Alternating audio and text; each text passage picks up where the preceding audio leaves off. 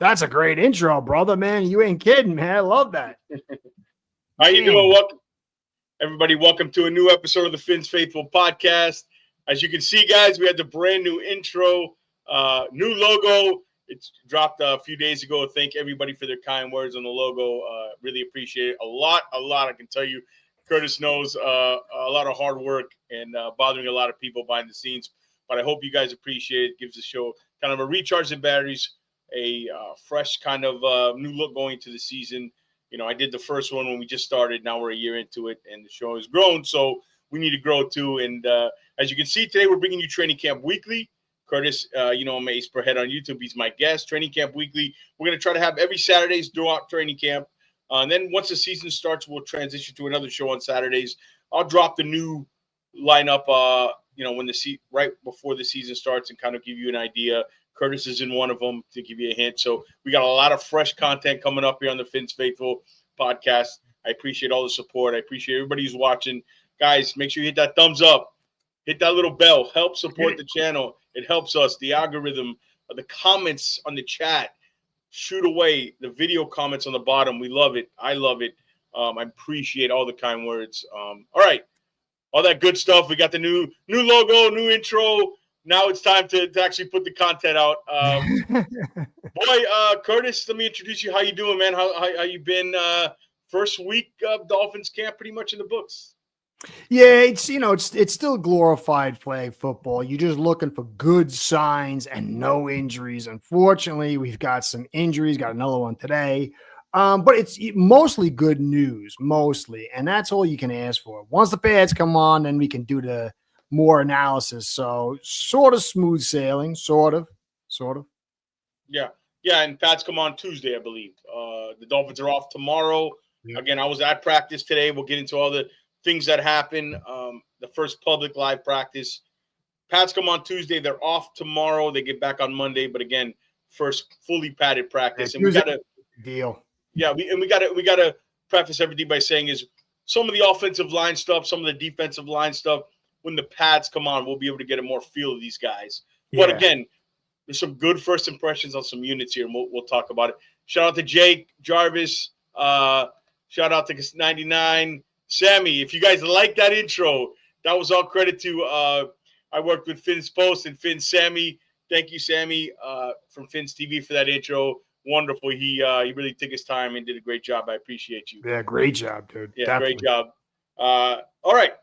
So let's just get off to the top here, the news and notes of the day while everybody's getting in here. Again, everybody, come on in over to YouTube if you're watching anywhere else and check what we got out for you today because it was an eventful day in Dolphins land. Last couple of days. Yeah, before I got to sit down at training camp, we had one corner signed, and Curtis was on the practice field today. Number 23, Jack Jones. We'll get to the injuries, but first they signed Jack Jones. And then after practice, they signed Mike Hilton, two of those guys. I thought good work by Greer here. I actually like these signings better than a Rasul Douglas signing. Let's get your thoughts first on the two signings of Jack Jones and Rasul Douglas, and then we'll talk about the injury. Well, it's definitely better than Armstrong. Armstrong scared the hell out of me. I'm like, is that what we're doing? Armstrong? Jack Jones is a small guy. He's got bad off-the-field issue, played with Patriots. Then he went to Vegas. But he is super fast, a little small, 5'11", 180. Very good, I think, in man coverage. Super fast. They used to put him on Hill and play him man. He actually shut Hill down one game. It was really good. I think it was 2022. He has potential. I like the signing. I really like the Hilton signing. He's a vet. He's played very well for a long time. He is 31 years old. So that's kind of a little bit, with the older guys. But both of them are excellent signings. The only thing that concerns me is they signed Hilton just a little while after Cater went down. He plays nickel. That's what Cater's supposed to play. And it has me concerned because I'm a big fan of Cater. I think he's a big piece of the puzzle. And, he's in a big year for his contract. I want to see him do well, so it does leave me a little concerned about Cada. But overall, yes, very good signings. And I thought Greer was done. I don't know why we saw him signed Armstrong. I think he's supposed to be a special teams guy. So overall, happy. Yeah, I love the Jack. See, the thing with Jack Jones, what I like about him, he's 27, right? Yeah. Rasul Douglas was 31 years old. Yeah. I think is probably the most talented on this roster now, next to Kohu. He's a guy who real smart. I think he's better an off man. Like he keeps stuff in front of him. Yeah. He's really instinctive. He's just a really good natural corner. And he's fast, man. He's so fast. And he can close. When the play's in front of him and the underneath stuff, he can jump it real quick. I'm a big fan of that signing. I think there's some upside there. Again, the offensive issues, then you have, he played last year. I think it was his most career year numbers-wise with the Raiders last year. I think he started, 16 games. So big fan of that one. I like it better than Rasul Douglas. And Mike Hilton is a dog. 31. He's on he's a stopgap, but you put him in nickel, especially if there's a Kohu injury. You said they signed him right after practice.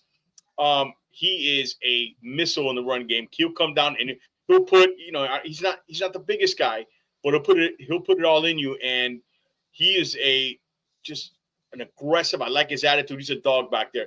Like it. I like these two signings. It's good. Yeah, I can't complain at all. Yeah, good work by Greer for getting these guys at this point in camp, right before.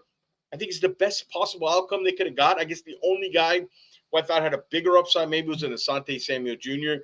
But he wants too much money, though. He wants money. He's got the neck and all that stuff. So, but I think now you'll see.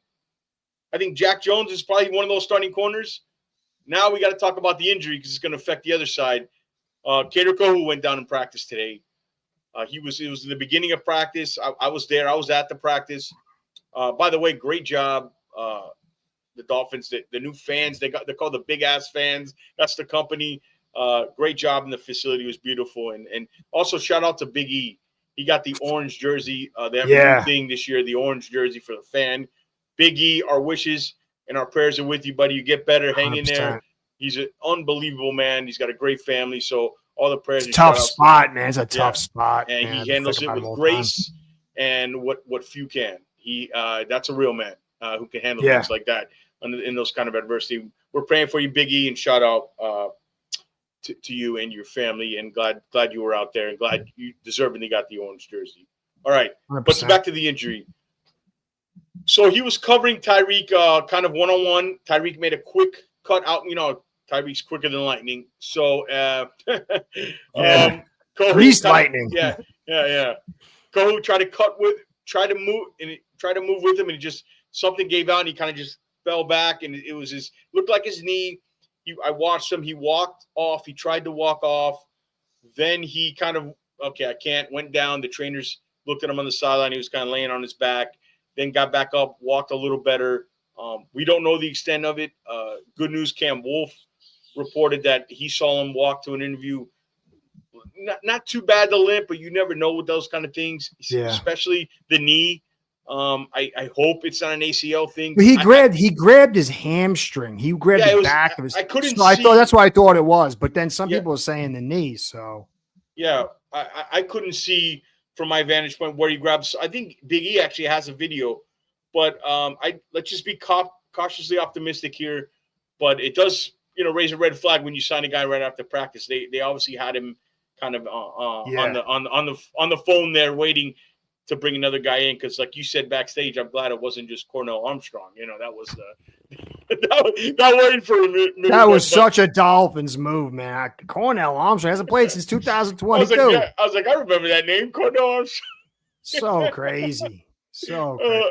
Anyways, so other news of the day, Aaron Brewer again did a lot of running, a lot of jogging, not in pads, didn't work. Andrew Meyer took his spot at center. We'll get into that. Not very good. The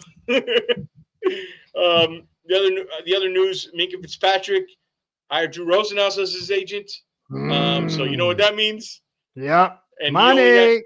Show me the money. I think next year he doesn't have any more guaranteed money. This is his last year, so there's going to be looking for a new deal. And we'll talk about Minkah because boy, there was a nice Minka play. Yeah, he made that pick. It was impressive in live in action. I'm sure it was impressive on the video clips as well. Yeah, so Minka didn't, to my knowledge, hasn't spoke yet. I don't know if you guys know if he's spoken yet. Has not spoke. So that's interesting. I don't quite get. He seems to be making this worse on himself, but well, at least his mom hasn't started tweeting, so yeah, we're still in the good phase. I don't know. I did see Minka. I did see Mike McDaniel go run over and talk to Minka when he was on the sidelines. They had a conversation. You know, it's funny. You know, I've seen Mike in person numerous times, but today, with him running around, all I could think of was you remember the movie Little Big League? When the kid is the owner and the manager, all of a sudden. No, man, never saw it. So I don't know if anybody in the chat's seen the movie Little Big League, but he just looks so out of place as a head coach. And I'm not talking about culture. I'm not talking about any of that stuff. I'm just talking about like the aesthetics of it all. There's no way that those guys look at him and he can lead them. It's just no way. You could sense it from the bleachers. Yeah. And I don't know why that came to me today, because I've been to practices before, but Mike just looks out of place. You know what I mean? Then when you see Coach Weaver, just looks like a tank out there. You know what I mean? He looks like he can go play. So, yeah, that was a thought. If anybody's seen that movie, Little Big League, please reference in the chat. And go ahead. Well, that's a thing, though. You know, this is really not a normal, like, functioning environment for a human. This is a warrior sport where guys, they're charged up from very young ages to hit people, to hurt people, to take pain. There has to be some, you know, you want respect, you want to like the guy, but there's got to be some kind of intimidation factor.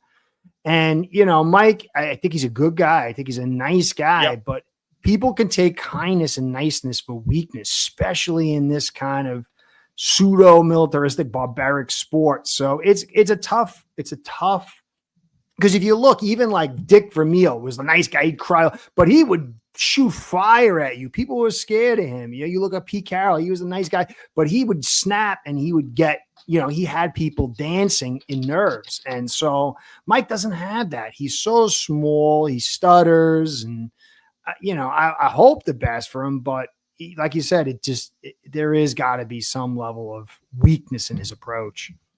Yeah, and he's a nice guy, and I don't know, and that could just be. I'm just saying what it looks like from the outside in. Like I you know, you could seeing him run up to guys, kind of like Chop and Chubb and all those guys, and they're just kind of like, okay, you know what I mean? Yeah, he doesn't. He overdoes it a little bit. You can't be so cheerleading, and he doesn't command. He just doesn't have that presence to command and lead man. That's just my perception. This is not a Mike McDaniel Bass session. I know people like him, but it was just something that just stuck out to me today, and that's why I like to go to that's why I know you know, I wanted to do the recap after I at least put my eyes, because I had the ability to put my eyes in these guys. Some of you guys don't live around here, you know, and you can't. So like me. yeah, that was just one of my impressions. If you see me looking down, I'm going through my notes here. I wrote a bunch of stuff down there today. Let's talk about some positives. Let's start with the quarterbacks. I know everybody loves the quarterback talk. Started off slow. I know everybody wants to talk about Quinn Ewers. His first throw was a duck. I mean, I was like, oh man, the first throw camp. I was like, oh no, because everybody was hyping him up. Then he got better, had a couple of nice throws, had that nice long throw. We beat Cam Smith on a double move. Montre Baldwin, the rookie free agent receiver, who's an interesting little guy. He can run. Nice throw by Ewers. Then he had a beautiful touch pass and dropped it in a bucket on the sidelines. I forget who he threw it to, but beautiful touch pass. And my take on Ewers after seeing him first time live is what I thought in college. Like, it's good. He's better. Look, I've seen more of him than Skylar Thompson already. I'll say that. I think both quarterbacks are better than Huntley and Thompson. I think there's more potential there, and I think they're already showing more, which is great. But we're not there yet. Everybody needs to pump the brakes on the Zach Wilson and Quinn Ewers. I'll give you my thing on Ewers. It's the same thing I thought in college. Touch stuff is great.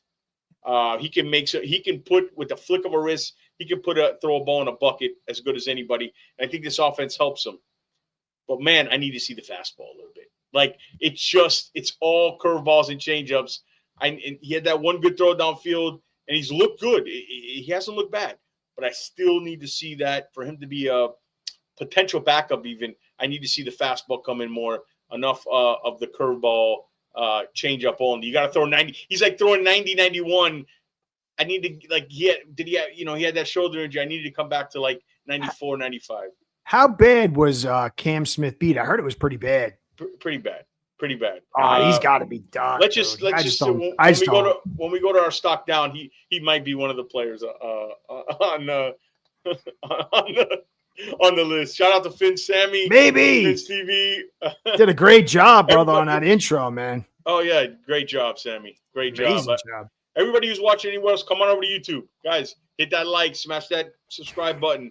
I know, Curtis, did I motivate you yet to start doing it? Yeah, dude, you really did, man. I even said to my podcast, you got it, man. I've been doing this thing for like 4 years and I'm already outclassed, man. I feel like Cam Smith. I feel like the Cam Smith of like design and promotion, man. You got this thing humming your lives. Oh, the way man, you do it, man.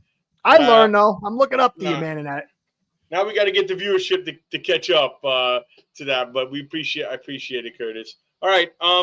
Your thoughts on what you've heard or read so far. We'll start there because I know he's the kind of the talk of the town, the new quarterback.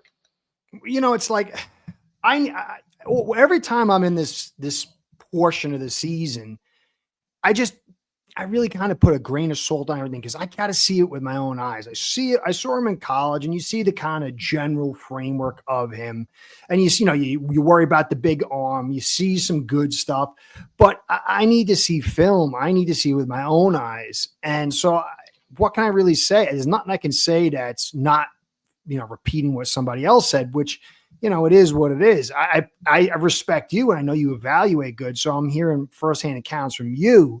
But it's so much. It's so much from here to there. Let's see. You're going to see him in preseason. You're going to get some real camp reports when there's really action. I mean, I'm hopeful. Skylar Thompson just didn't fit. I wonder if the guys, what he could do in a better system that's more designed for him. I think Ewers does fit this thing better. Just the way he's pretty smart. He's pretty accurate. He can deliver the ball on time. Tua goes down. You got the space. He can get the ball out. And Skylar was just too slow in processing and delivery. So, I mean, that's really all I can add. Yeah. Look, bottom line, my first impression seeing him, like you said, putting my eyes on him, not much different than what I thought he was. Right.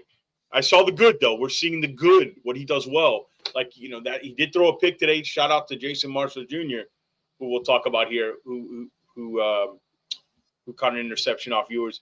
We're seeing the good. It's probably the best I could expect, but he's about what I thought he was, right? The touch stuff, the things you see in college, the kind of the arm talent with the flick of the wrist and the off platform and drop. But, like, I haven't seen where it's, a 19-yard rip up the seam. Haven't seen it. And you saw that like his freshman year in college. He was touted to have a big arm. Then it kind of went away with all the injuries. And I thought he was supposed to be healthy. It's like a pitcher coming back from Tommy John or something. He's like, the velocity's not there yet, is what I'm saying. And if it doesn't get there, that's what's going to put his ceiling onto a fringe backup. Right? But you know what? You draft him in the 7th round. If you just got fringe backup out of it, you're doing okay because Skylar wasn't really even a fringe backup. Yeah, definitely, Sammy. I'd appreciate it, man. I'm like a tech tard, man. I'm going to be 54, so I got I know certain things as far as the technology, but other stuff I'm not there. So I'd appreciate that. Definitely, 100%. Definitely like to work with you too, man. George, I haven't met you, George, and Jason. Just they rave about you, so they're good people. So I'm looking forward to it. So definitely, 100%. I'd be grateful. Yeah. So let's move on to Zach Wilson. We'll get to Tua last. Zach, my first impression of Zach live is the arm is real. It's live. He's got a good arm. He's got the best arm probably in camp, right? Like his arm is live, and he's getting the ball out quicker. Like I could see that thing in his head that they were trying to teach him. The ball's coming out quicker now. He did throw a pick today, but that pick we'll talk about. It was the play of the day to Minkah Fitzpatrick. But he overthrew it. He had some nice throws. You see some of the mistakes in throws he threw into coverage once, but man, he makes some elite kind of arm talent throws. You see why he was the number 2 pick. But again, then you see why he's struggled. The noodle, man. The noodle. Man. So again, I'm liking what I'm seeing from the 2 quarterbacks. I think we upgraded over Huntley and Thompson. I think that's clear. But I think we got to pump the brakes with the hype here because there is still some stuff. And you'll see some of that stuff play out in preseason and the rest of the camp, and especially when we play these teams in. I think the best work is these joint practices that are coming up. These are the. It's not even the preseason game. It's those 2 or 3 practices that lead up to the preseason game. Always a big tell. Always a big tell. I think it's the best part of it. So again, I wouldn't say any of the quarterbacks were spectacular today. I thought Tua was Tua. Missed on a couple throws. Was solid, not spectacular, but then he came back at the end with that long touchdown to Tyreek Hill towards the end of practice, like a 40-yarder. You could tell they had that lined up to send the fans off, with a good feeling. Yeah. He seems to be hitting Waddle more. And, is there a little bit of a cold shoulder to Tyreek? I know Omar Kelly said that, and I said, oh, come on, Omar. And then I watched it, I go, man, could be something a little to this. There's not before it'd be Tyreek. Now it's Jalen. Yeah, they had to pull them off the other day because it was gut in the secondary, didn't they? Yeah, and Jalen again, they threw a couple of nice passes in the middle of the field with Jalen. Tua was good, solid. I thought the quarterback play was solid all around. Nothing spectacular, nothing special, nothing to write home about. No headlines. The biggest headline was probably the Tyreek, Tua to Tyreek at the end of practice, the Quinn Ewers deep pass to Montre Baldwin. We beat Cam Smith, and Zach Wilson had a couple of nice throws. So again, guys, newsflash: Tua is the best quarterback in camp. It's by far. Oh, yeah. I know. I see on Twitter some people talking about, Tua is your quarterback. He's the best quarterback on the team by far. Let's stop all the nonsense. I can't read it anymore. Everybody loves a new quarterback, and trust me, you'll see the flaws with these guys here pretty soon. But again, encouraging signs from Quinn as a rookie, 7th round pick. You're seeing a lot of the good stuff, right? More than the bad stuff. So that's good. And Zach, you see the ability. So again, those are the quarterbacks. I'm going to tell you, jump to the running backs a little bit. I'm going to tell you, had probably, if I had to predict my orange jersey of the day tomorrow, is Alexander Mattison, the running back, who I was not a fan of the He's a vet. He gashed for like 3 or 4 long runs in the game. That's going to be a heated competition between him and Ollie Gordon. My first impression of Ollie Gordon wasn't decisive today. A little lumbering. I think he's a guy, when the pads come on, we'll see more. But today, just okay from Ollie Gordon. But Alexander Mattison. That's the thing is there's no real physicality. And he runs a 4.6. Yeah. So he's making his hay not on looking pretty. He's going to make his hay by putting his shoulder down, putting his nose into the buzzsaw, and then grinding that thing up for a few extra yards. So there's no real contact, so everything it's glorified flag football. So he's not going to shine. A guy like Achane or even Wright are going to shine a lot more because of their speed. Way more dynamic. Yeah, no, absolutely. Achane was good, had a couple of nice long runs. I'll tell you, the offensive line is a little bit concerning with the injuries and the depth. But I'll tell you what I do like out of it, right? And again, Brewer's not practicing. Yeah. Daniels, again, was in and out of the 11 on 11s and still not fully in. But I think there's something in the running game on that left side with Patrick Paul and Xavier Anaya. I think, and Pharaoh Brown too. Was he? Yeah, yes, Pharaoh Brown. I think there's run blocking wise, there's going to be some space created on that left side. I really believe that with Paul and Xavier Anaya. I'm not worried about them actually. I'm worried about the health of Austin Jackson, him staying healthy. I'm worried about Aaron Brewer staying healthy, and Daniels. I'm worried about the injury on the whole right side of the offensive line. Eichenberg, everybody talks about Eichenberg, but that's a blow. Eichenberg's out. We're doomed. We got Brunskill. I like him, though. I like Brunskill. Brunskill did some good. Brunskill played a year next to Brewer at guard in Tennessee. That's right. Good point. 23. Very good point. And played with San Fran, with the Niners. He's not a strong point of attack guy, but he can get to the second level. He's got quick feet. He's smart. As a depth piece to put you put that with when Eichenberg gets back, and those are your interior guys, your 6th, 7th, not bad, And he's been pretty healthy too, and I think that's a big piece. It's like Wynn was nice, but he was always getting injured. So you got a guy who's a tough guy. He's an older guy. He's not doing anything great, but he's a vet. He can kind of do everything a little bit, and that's a lot more than what we've had. So I don't mind him at all. I think that's an excellent piece. I'd rather have him be my 7th than my 6th, but I'm not complaining considering what we've had in the past. Yeah, so him and so in the O-line too, the backup, the left tackle, I'll tell you, Larry Borum ain't it at tackle from what I saw today. Ain't it? Whoever thought it was, man. I know, but not it. The swing tackle concerns me. If there's an injury to Paul or Paul doesn't work out, which I don't think would be a problem, but if there's an injury, don't have confidence in the depth of the offensive line. No. So that's an issue, and the injuries don't help. It's funny, but the 2 young guys I'm not worried about. I'm not worried about the left side. I mean, you can call me, that's of today. Like, you could call me crazy, but I just think they work together. The combo blocks, they're physical, both of them. Yeah, I agree. But I like them. They had a nice run. A-Chain broke out a nice run on the left, behind them on the left side, and like when they were down by the end zone doing some work. So I thought that was great.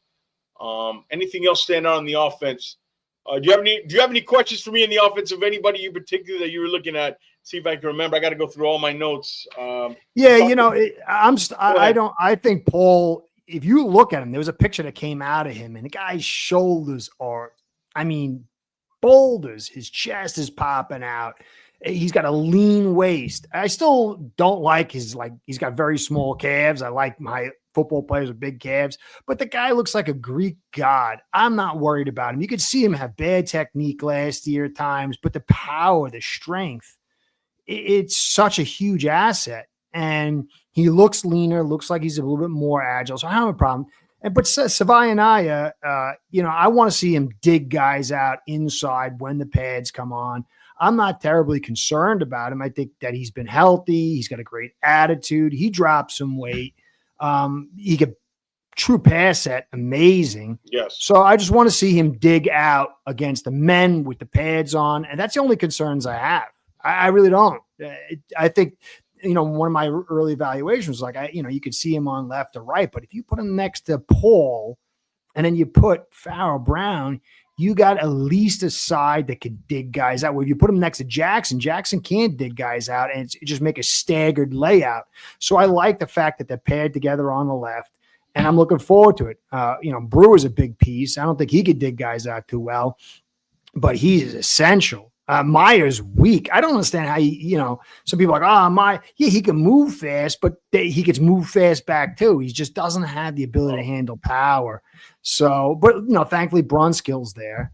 Daniels, how much does he really bounce back? And then Jackson's always injured. We're dealing with 2 injuries. So, definitely this O-line is less of a concern in some areas, but certainly a little bit more in others because his depth is not good.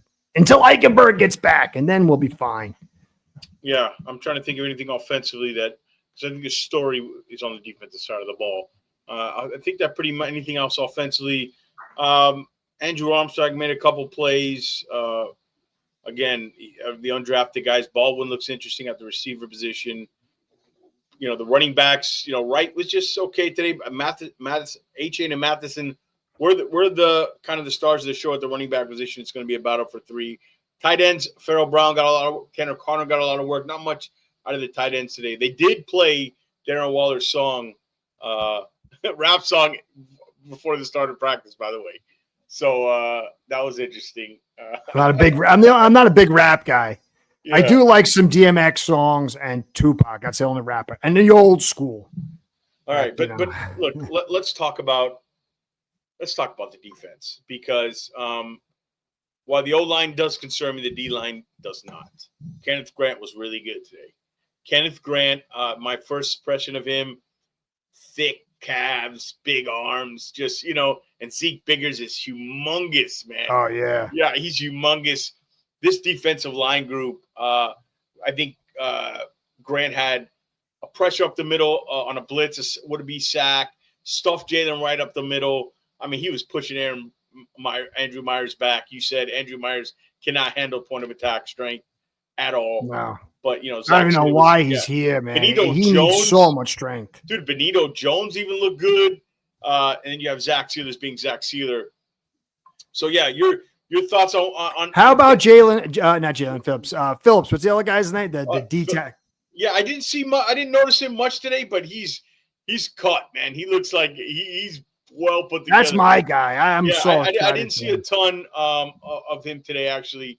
I didn't. It's hard to focus on everybody. Yeah, but he looks like he's cut like a shorter guy, but real cut. The guy's got special strength.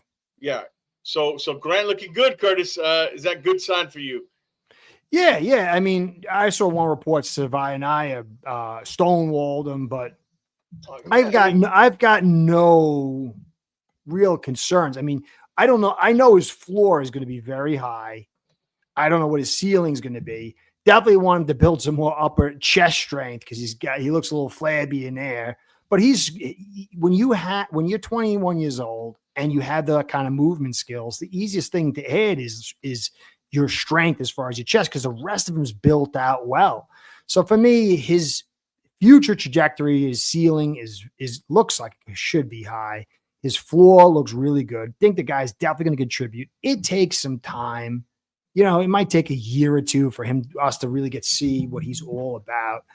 But I got no real concerns about him. The D front is not really a concern at all for me at this stage. No, they're the reason why this team is going to be successful. If it is that front seven. Also, was today's first day open to the public? What left you with the most promise, George? Thank you, Kosa, and thank you for everybody in the chat. Make sure you come on over to YouTube and check us out. Hit that thumbs up and subscribe.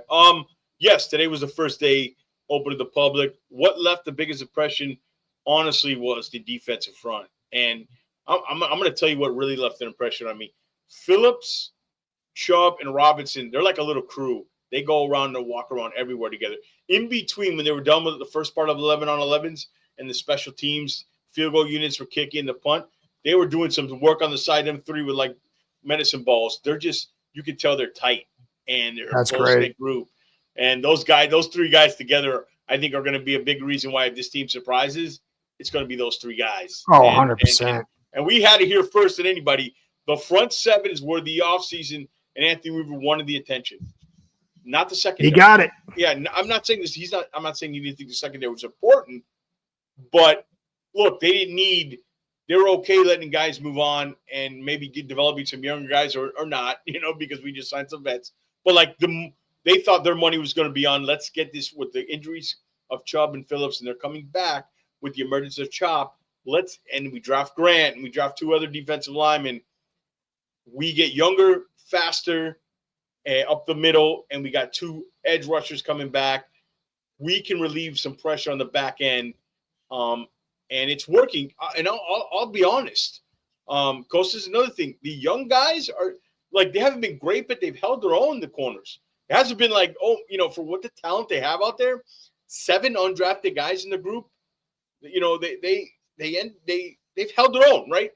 I'm still waiting for the big plays to happen and against them, and a couple did. But I'll tell you, Jason Marshall Jr. looked good. He had a pick today, I heard. Yeah, he had an interception off yours. Another young, Storm Duck continues to look good. I like Storm Duck a lot. Storm Duck looks good. I'm going to tell you a guy in the secondary of safety before I forget. John Sanders. What about Trader? Any word on Trader? Was Trader out? I don't think Trader was out there. I didn't know. You know what? I didn't even think of Dante Trader, so I must have not seen him out there.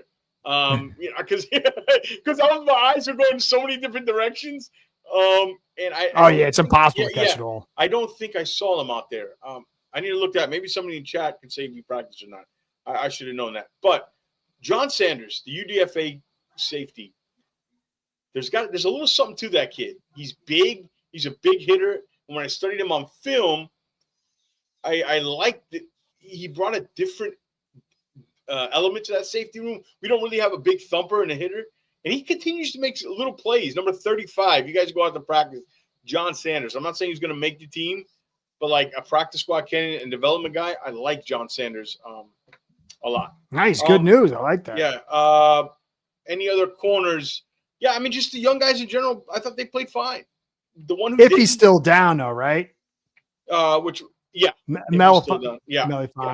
Yeah, I saw a lot of Ashton Davis next to Minka. Davis is fast, right?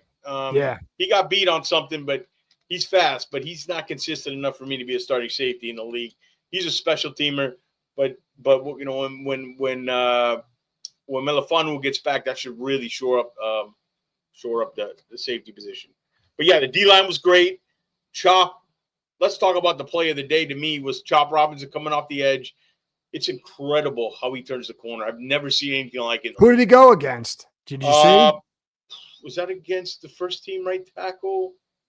I'm trying to think. He was on the right. He was on versus the right tackle. So it was either Austin Jackson or I got to look that up. It was either Austin Jackson or the backup right tackle, but he was definitely from the right side. He came around the corner. Oh, he's got electric snap. It's electric. And pressured Wilson. Wilson throws it. Fitzpatrick baited him in, and Minka Fitzpatrick it was just like, wow. I haven't seen a play out of the safety position like that in a long time. He's good. Yeah, he's good. And it was good to see. People talked about his declining, whatever, but you see what made him an all-pro, what makes him an all-pro, and you saw it out there today. I just wish you talked to the media, or and what do you think? What do you think the reason is behind that? Just I don't know. It was scheduled, then it got pushed back, and then it hasn't happened. Yeah, he's making it worse on himself, though. Like just speak to the, come out, say how you feel in the first day or two, and you would have been fine. Now every day we're asking, when is Minka going to talk? When is Minka going to talk? When is Minka going to talk? And he's a little bit of a curmudgeon. Yeah, I think he's a little bit of he likes to keep to himself. He's a quiet guy. Yeah. But at some point, you kind of make it worse because the media is going to keep asking about it. He's a big Ed. I mean, how? Because he's not spoken yet. Yeah, no, I don't know.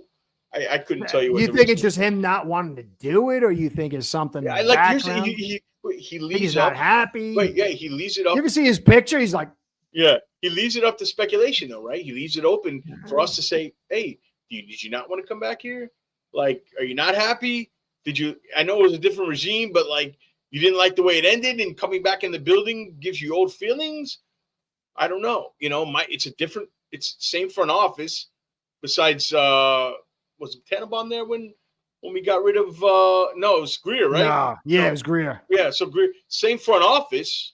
He likes Greer. He said Greer treated him the right way, did things the right way, which I don't agree with, but yeah. So same front, but different coaching staff. Brian Flores is obviously the guy that, what's the issue there? So he's gone, but maybe sometimes going back to the old place where you had a bad ending kind of brings big things back up. I don't know. I mean, he seems like he's a professional. He hired Drew Rosenhaus. He's going to be looking for a new contract. So, it'll be interesting next year. Oh yeah. Maybe not even next year. It might happen sooner than that, him hiring Drew. Can you imagine that? You got to get Sealer his first, though. I mean, of course. Yeah. Well, the way Greer handles things, you never know. Huh. Yeah, don't even get me started on that. Yeah, but again, and I'll tell you another guy who looked good, man. Willie Gay's all over the place. I noticed Willie Gay all over the place today. I didn't know. Here's the thing. I forgot what number he was, and I keep saying, who's that guy? And that number, Willie. And I looked up my phone. Oh, Willie Gay. Tip pass, stuff in the run, just flying around. I don't know if he's going to be. He'll spot play and he'll give you a really good, good. Yeah, he'll give you some really good. I don't know. Come in, maybe play 20 plays for you, give you 15, 20 plays, give you some good play. That would be sweet. So I really was impressed with him. But again, Minka was, man, what he did, you could see him baiting Zach, and Zach took it. And it was a great play because Chubb was coming off the edge, going to get the sack, and then the play to me, it was fantastic. But yeah, the rookies look good. Kenneth Grant looked good. I didn't notice Biggers and like you said, Phillips as much. But if we're going to notice somebody, we want it to be our first round pick. The linebacker unit, the front seven in general, guys, is fantastic. I mean, that is where this team is best unit, is that front seven. Linebackers look good. Brooks, Brooks and Dodson are good. And again, the corners, we got new. Jack Jones even looked good, right? Jack Jones looked good. And he just came on. He just got signed. And he was on the practice field today. So we get some good luck, man. We get some bonus rounds. So that looked good. Overall, good practice. From all accounts, probably their best practice overall. The defense finally got some interceptions. So that was good.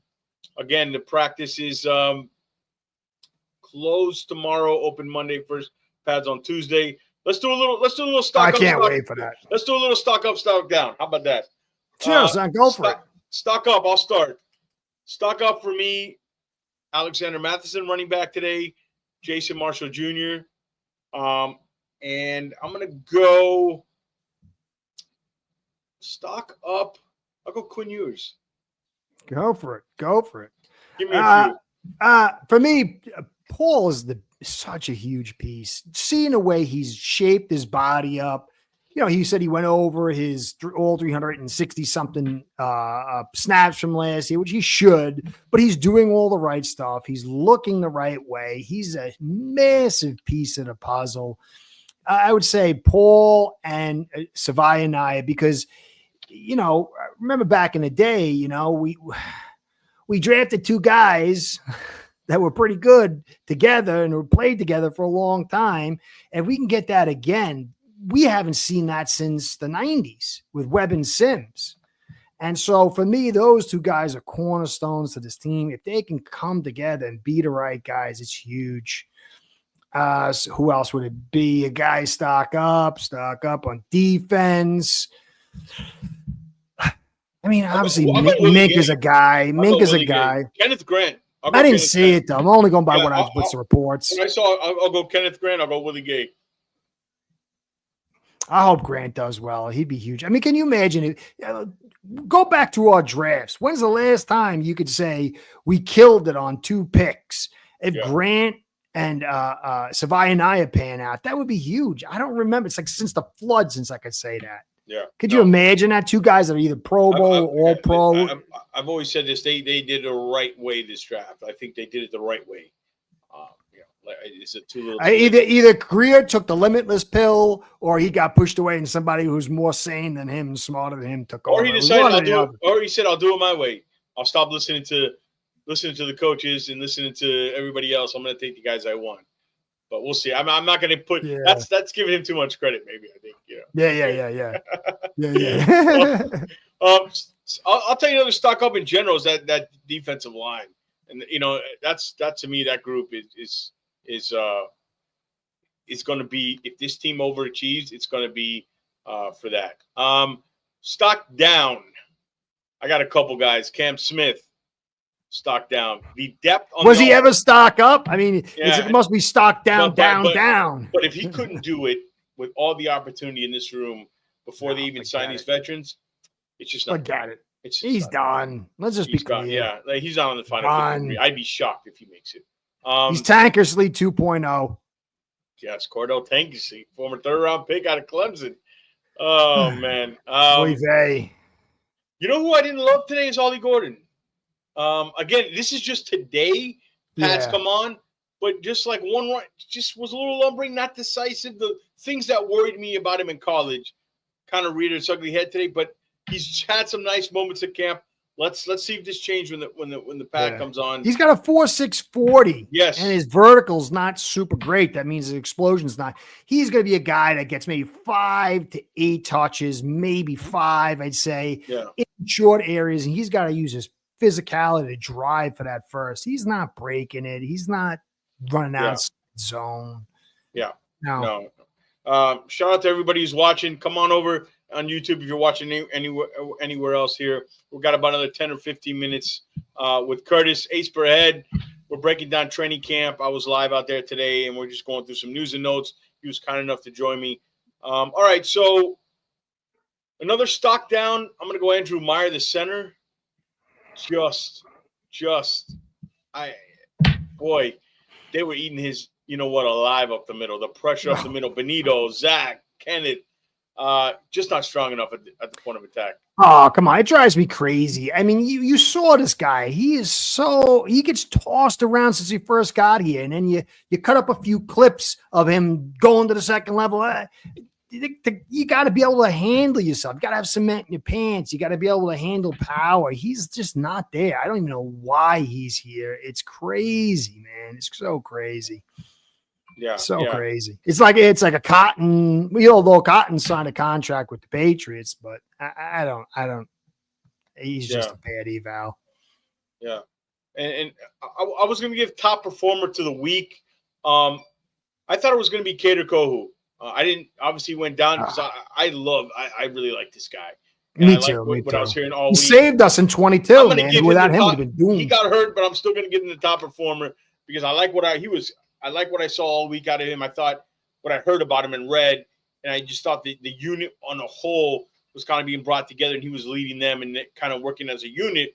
And they were doing some good stuff. I mean, there was no interceptions, but there was no touchdowns either given up during that first, and today there's 2 interceptions and there was touchdowns, so it seemed like it got back to normal.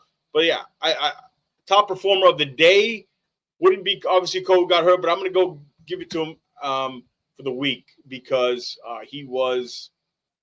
I thought he was fantastic, man. I mean, he's played pretty well for us, half the time. He's been a key piece, and it's not chump change, for guys like you and me, but for his job, it's kind of chump change. And this is a critical year for him. I just hope the guy's not injured seriously because he's going to have a hard time getting his money next year. And he's going to have to really kind of reset again. And he's been, it's his 4th year. So I just hope for us and him that he can get it together because such a big year for him. Yeah. But do you have a top performer of things you read and heard? Like, even though you weren't out there, is there a guy you said, okay, I'm like what I'm hearing? Well, again, to me, Chop's been all over the place. But I heard that Savaianai was moving Sealer around like they hadn't seen. I told you, that, it's like all you could do is you try to build a trend line, you try to create an evaluation, and at this stage, the data points are kind of like semi-transparent. But there's a lot of really good data points for this kid, despite being semi-transparent. And then you look at all the other stuff. To me, there's nothing bigger because, the tackle is a key piece, but in modern NFL, it's the interior pressure in this pass balance area. The guard is so critical. And if you get Paul and him to do this stuff, all you need is a couple of those 3rd down and 1 or 2 or nice run on 2nd and 5 a few times. And it changes the game plan and the book on this team. And it could alter things dramatically now and even more so going forward. So to me, it's got to be Chop or Savaianai because Phillips even said Chop has all the stuff to indicate that he could be a defensive player of the year. Yeah. And, you see the burst, you see his attitude, still want to see more in a run defense. But if you go look at this roster, there are guys with real potential that we haven't seen like this. So I would say Paul, Chop, and Savaianai. Yeah, I agree. Jonah impressed me today. Again, what I like is the physical presence on that left side now is something. I think you're going to see them run on that side a lot. Yeah, definitely. Whatever you think of Patrick Paul, the one thing he can do is he can move people in the run game. 100%. Yeah, he can move bodies in the run game. And Jonah, 100%. When he gets everything right, I want to see him if he becomes more aggressive because he has the hand strength and the hand power to do it. When he attaches, there's some things, you watch the film on him. He needs to be even more aggressive. Yeah. I'm not worried about those guys actually on the left side. Again, I tell you, it's the injury in the right side. The offensive line just the injury and the depth. That's something I would say stock down. But top performer, I would give it to Cole for the week. But honestly, today is Alexander Matheson was the top performer. He was making. I'm telling you, I wouldn't be surprised if he has the orange jersey. It was play after play, gushing the defense on runs mostly to the outside, and that was otherwise the defense had really good success today. He was a really good player about 2 years ago, and it seemed like he hit a wall last year. So the guy's a veteran, and he's got talent. Yeah. So shout out to over the 100 people we have watching everywhere. Jorge, man, what's going on, brother? How you doing, Jorge? Thank you. I don't know if I've seen Jorge in here before. Welcome to the Fins Faithful here. Yeah, he does his own show. You should have him on. He's great. Yeah, Jorge, we set something up, man. 2 Georges. My dad's name was Jorge, so special place in my heart. But yeah, if you're watching anywhere else, come on over to YouTube. We got about 10 more minutes left with Curtis. We're gonna wrap up with a topic here. Let's wrap up with the Tua Tyreek stuff. And I want you to get your thoughts, Curtis. I want you to. I've been doing a lot of rambling because I was out of practice, but it's all good. I'm learning. Yeah, put it on my podcast. Give me your take on Tua's comments. I guess you got to pick a side, right? Are you? Yeah. Oh yeah. I already said it. No fence straddling on this show. You know that, and I know you won't. Go ahead, give it to us. Look. Tua, to me, his personality has been all over the place in a lot of ways. Sometimes he's a nice guy. Sometimes he's a tight-lipped guy. Sometimes he's the overly chatty guy. But the way he was pointed, he didn't dodge it. He took it as a leader. He said, this is serious. You can't just be like, I'm sorry, bro. He's letting this guy know, despite his Hall of Fame status and unbelievable potency to this offense, that it's not acceptable. And so I'm not saying he's always done the right stuff. I'm not saying he's going to go to the Hall of Fame, but I'm saying what else could he have said? He had to say this. He can't do like McDaniels and Greer kind of blew it off for a while until they finally decided to toughen up a little bit. He stood up and said, look, this is not acceptable. He's got some things he's got to work on, and we're getting there, and so he did the right thing. That's what you want from your quarterback. So I got no problems with it. It's the truth. Tyreek Hill is a problem child. He's a narcissist, super talented. Hopefully he can fix it, but that's unacceptable. You don't just get to walk off the field when you got another future Hall of Famer in Campbell, who's 100 years old, still playing, still cheering guys up and just walk, I'm out of here. Like, you can't have that. That's just not acceptable. So I think he did what was right. I have no complaints. I was happy with it. But again, it's not to say, some people are like, oh, it's just in this moment, in this bubble of this moment, he did what's right. And that's the way you should handle it. Yeah. Yeah. You know what? I agree with you. Tua seems like not only to change his body, his hair, but also his personality. Like, it seems to change. I agree. I'll read the comment that a little Tua, if anybody didn't know, when he was talking about how Tyreek's I'm out comment on week 18. He says, when you say something like that, you don't just come back with my bad. You got to work on the relationship. He said he's working on himself. I tell you what, I loved it. I said, somebody has got to put this guy, hold him accountable. Got to. Right. Okay. Because it ain't the head coach. We know that, right? The head coach, we're going to talk about culture stuff. I'm going to get into a damn rant here at the end of the show. But the culture stuff, he's not even implementing the culture stuff. The leaders on the team are implementing the culture stuff. That's another subject. But I got news for you guys. You want to pick a side, Dolphin fans? You pick Tua, because whether we like it or not, in the next near future here, if we're going to win, we're sinking or swimming with Tua Tagovailoa. He is the 100%. Franchise. He's the quarterback. And I like the fact that he gave this guy accountability, because Tyreek, he admitted, Tyreek's a fantastic football player. But let me explain something to you. I'm putting up with all that stuff he does, one thing after another in the offseason, on Twitter, Twitch, social media. This guy's a top 5 quarterback. This guy's not. You better be putting up 1,700 yards for me to put up with that. You can have the year you had last year, say you quit, and then come back like everything's okay. Tyreek's a habitual liar. He said, it's the truth. It's the truth. Yeah. It's the 100% truth. Sure, Tyreek's a great guy, I guess. But he lies all the time. He said, just because he says it, does he mean it? And Tua's like, look, man, like that's all good. Those are words. We need actions. I'm the leader of this team. We're going to talk about it. We're going to be about this new change. Well, here it is. I'm telling you, you better come in, work on it, do the right things, and not just say it. Because guess what's going to happen? This is not over yet. Okay, when there's adversity, there's a little bit of a losing streak. Oh yeah, this is going to roll its ugly head. Because whether you like it or not, there is tension between Tua and Tyreek. That is clear as day, right? You see it on the field, you feel it. Just in practice day, they weren't as like I'm telling you. I'd been to practices before the last few years. It was all Tyreek to Tua, all Tua to Tyreek in practice. It's just not the same. It's just not. And I don't know if that's a change on purpose for, reasons of the offensive philosophy change, because this offense doesn't need a facelift.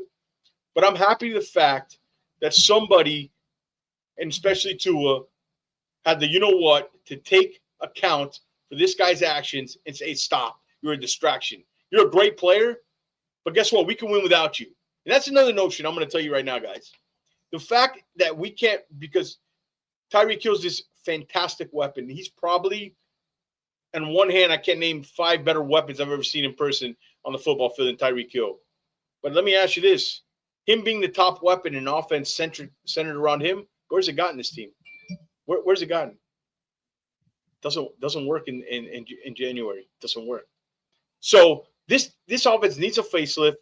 And the notion that Tua can't play or be successful, especially in this offense, with his ability, whether you like Tua or not, in this offense is a match made in heaven. There's nobody better at anticipating who can throw with accuracy and timing like Tua.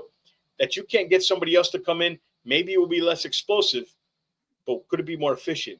Remember, a lot of this stuff was style over substance. The Dolphins need more substance. Enough's enough. Good on Tua Tagovailoa. Put your foot down. You're the leader. We're going to sink or swim with you, Tua. I'm riding with you, bro. I know there's a lot of Tua haters, whether you love them or not. Some on this channel that watch. People love Tua. He's polarizing. But we're riding with you. You're the leader. Let's see. Now it's time to show us. I think that's probably a good way to wrap this up, huh, Curtis? Yeah. Let's see. Thanks. We had over 100 people in watching. Guys, sweet. Thumbs up, like, subscribe. Check out Curtis's show, Ace per Head on YouTube. Curtis, what you got going on your show coming up? I'm starting my lives up again, but I'm not going to have as cool an intro or sidebars. Like, I got to do something, man. I got to scramble my brain, take my Limitless pill and try to figure it out. So I'm starting up on Monday, my lives again. Then my usual podcast. I'm actually trying to get back to some animation and things for the Dolphins. So, the usual. Come check me out on YouTube, Ace per Head, and then I got some lives and stuff. Yeah, you're going to be seeing a lot more of Curtis on here. We'll introduce a new lineup.